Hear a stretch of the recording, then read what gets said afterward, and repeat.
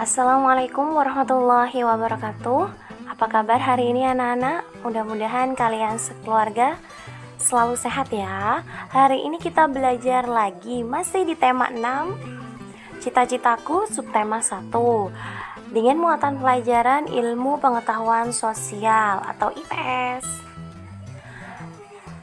Kita akan belajar tentang sumber daya alam. Sumber daya alam ada berbagai macam. Ada sumber daya alam yang dapat diperbarui dan ada sumber daya alam yang tidak dapat diperbarui. Sumber daya alam yang dapat diperbarui adalah sumber daya alam yang dapat dihasilkan kembali dalam waktu yang tidak lama. Tumbuhan dan hewan termasuk sumber daya alam yang dapat diperbarui. Kita dapat menghasilkan tumbuhan dan hewan untuk dimanfaatkan. Tumbuhan dapat dihasilkan melalui usaha pertanian. Hewan dapat dihasilkan melalui usaha peternakan. Tumbuhan merupakan salah satu bentuk sumber daya alam hayati yang digunakan manusia untuk memenuhi kebutuhan hidupnya. Di pedesaan, biasanya petani membudidayakan tumbuh-tumbuhan dalam bentuk usaha pertanian dan perkebunan. Setiap tumbuhan memiliki karakteristik hidup yang berbeda-beda. Seperti padi, ya. Padi itu dibudidayakan melalui usaha pertanian dan biasanya hidup di dataran rendah. Dimanfaatkan sebagai bahan makanan pokok masyarakat Indonesia.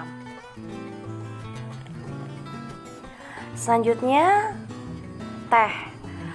Biasanya dibudidayakan dalam bentuk usaha perkebunan. Hidupnya biasanya di daerah pegunungan. Dimanfaatkan daunnya dengan cara dikeringkan dahulu untuk dibuat teh ya.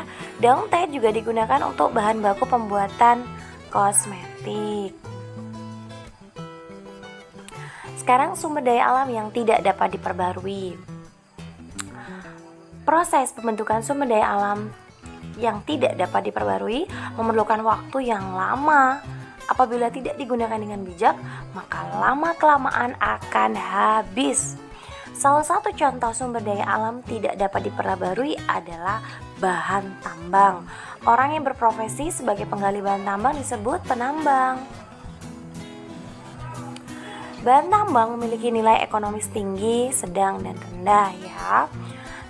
Contoh bahan tambang yaitu yang pertama adalah emas. Ini bernilai ekonomis tinggi sebagai bahan baku pembuatan perhiasan. Daerah penghasil emas di Indonesia antara lain Papua, Kalimantan Timur, Lampung. Contoh bahan tambang yang kedua adalah batu bara. Batu bara berasal dari sisa-sisa tumbuhan pada zaman purba. Digunakan sebagai bahan bakar, zat pewarna, dan campuran dalam industri pupuk. Juga digunakan sebagai bahan bakar pada PLTU. Contoh yang ketiga adalah belerang. Biasanya ditemukan di gunung api dan sumber air panas. Diolah dan dimanfaatkan dalam bentuk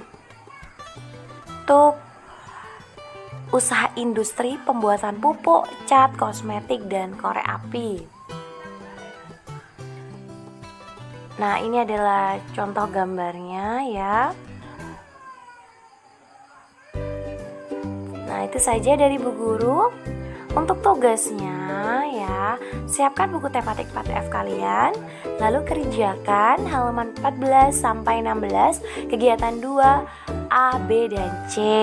Langsung di buku tematik 4F ya mengerjakannya. Selamat belajar anak-anak.